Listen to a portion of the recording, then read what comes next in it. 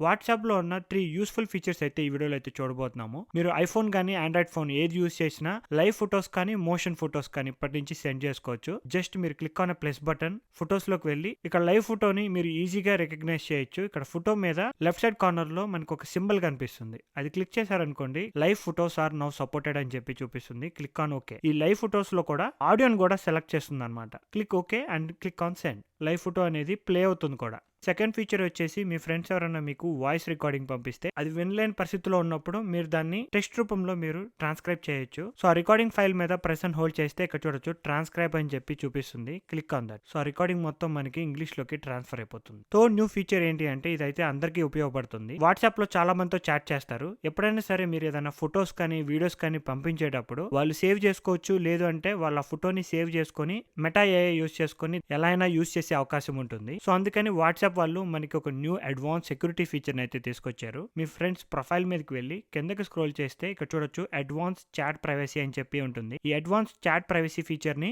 Turn on చేసుకోవాలి. ఇది turn on చేస్తే ఏమవుతుందంటే ఇప్పటి నుంచి నేను ఇతనికి ఏదైనా ఫొటోస్ కానీ వీడియోస్ కానీ పంపిస్తే అతను చూడగలడు కానీ ఆటోమేటిక్ గా మనకి ఫొటోస్ అనేవి మీడియాలోకి అయితే సేవ్ అవ్వవు. ఇలాంటి మరిన్ని అడ్వాన్స్ సెక్యూరిటీ ఫీచర్స్ చూడాలి అనుకుంటే please subscribe to pocket tech.